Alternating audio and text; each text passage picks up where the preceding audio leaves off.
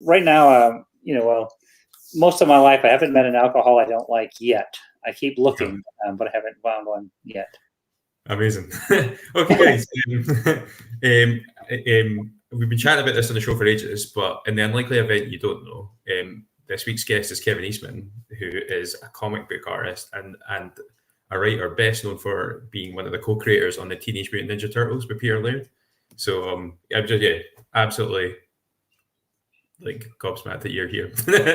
How are you? Hey, thank you. No, honestly, it's super awesome to be here, and it's funny that I look at a young person like yourself, and I feel like so I'm 60, and I've been doing Turtles for like almost 40 years, and so I appreciate that people still want to talk to me because I've had such a dream and such an awesome life of drawing and all that, comics and stuff. It's been fantastic. Totally, that's I think particularly like as a comic creator myself, and a lot of the guys that take part in our show or watch are independent comic creators. So you're a big hero to loads of us. Can I ask what you're working on just now? Like what? Absolutely, and I just want to make sure I tip my hat to some of my favorite all-time comics in the world, whether it be what John Wagner's done, or Jamie Hewlett, or Alan Moore, or Simon Bisley, or Alan Grant, Grant Morrison. Man, I've just been a huge fan of, I think, all comics. I like everything from manga to a lot of the French and European comics to certainly a lot of the originality and cleverness and detail and the meat and potatoes that a lot of the writers from Europe, especially the UK in general, put together. Right now, I'm working on a series called The Last Ronin. The Last Ronin is based on a story that Peter and I wrote back in 1987 and never got to finish. We wrote the story set 30 years in the future, which is funny because it would have been set in 2017. The far future.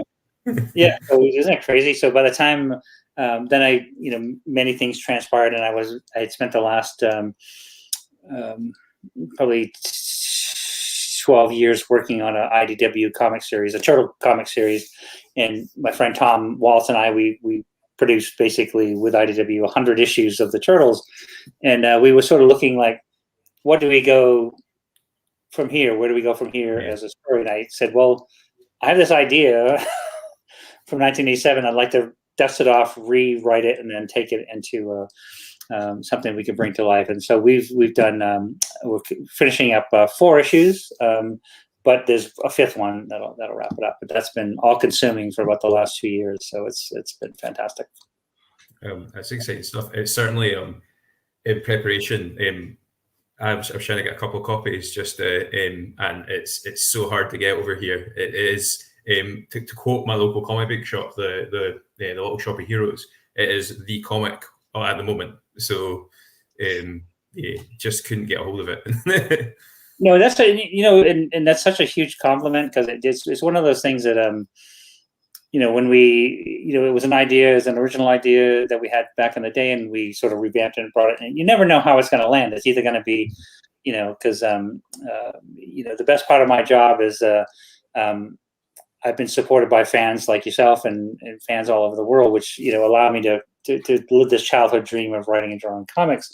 And so we design a story that we like, and then we hope you like it, or the fans like it. And this was one that right out of the box we were like, well, if it sells okay, then we win.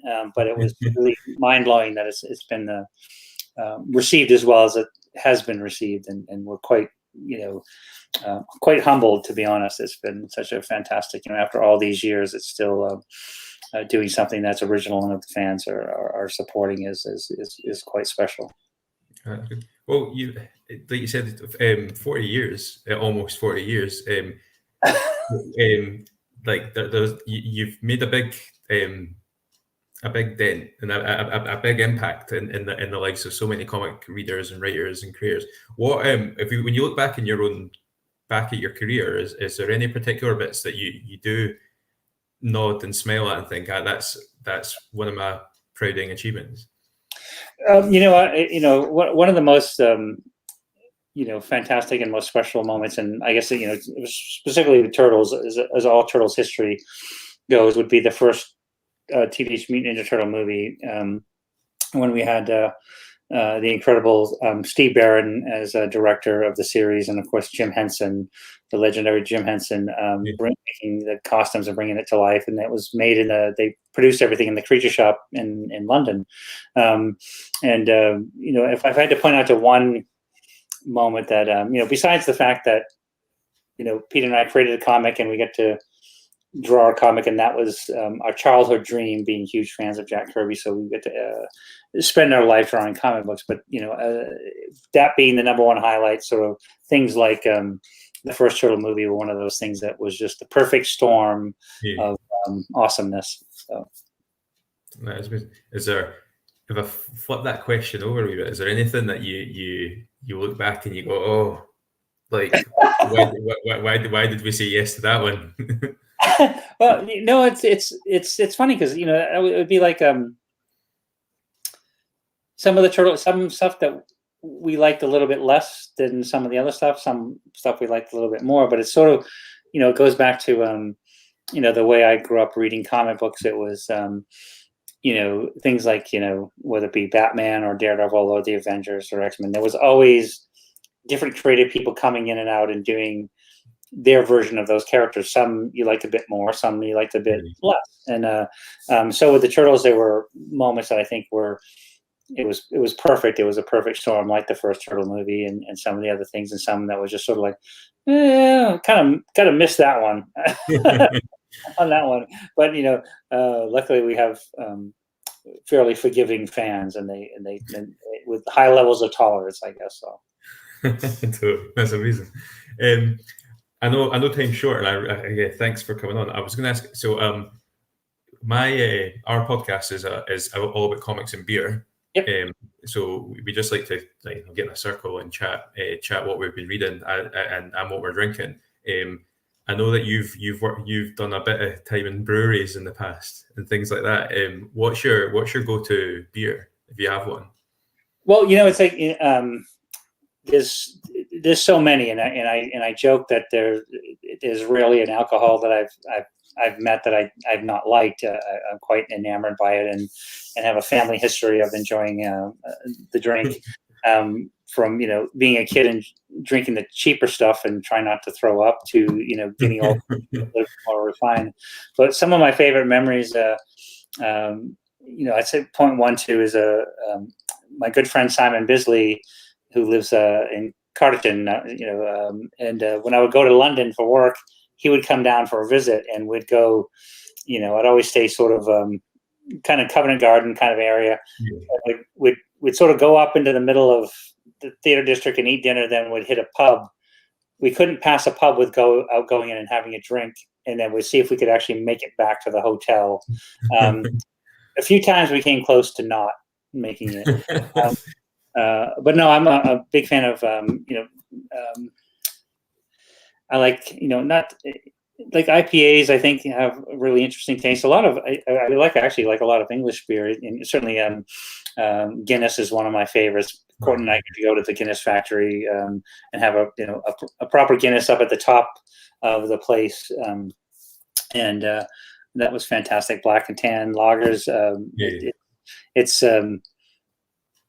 I'm not very picky, but there's but I like the quality stuff, and I like the things with a bit more body and a bit heaviness to it, that you sip and you can sort of hang out and drink it before it gets too warm, because you have to finish it before it gets too warm, so that you can get another one. Amazing. But other than beer, I think my favorite is I rekindled my love affair with all things whiskey, especially Tullamore Dew. The last time we went to Dublin and up into Northern Ireland, man, that's one of my Writer's Tears, Tullamore Dew. That's it makes me want to have a drink right now. Oh, sorry. I think it's about dinner time at yours, isn't it? You can is that on the cards? Yeah, no, it's like, it's funny because so we're heading towards dinner time, so it's like so usually my wife and I will cook together a lot of times, and then we'll have a glass of wine with dinner. Then I always like a nice whiskey or something later on. But as a regular, if you're drinking in the afternoons, I like beer. I like heavy beers. Incredible. All right, so I think I don't know. I could talk to you for like as long as you can give me, but I know time is short.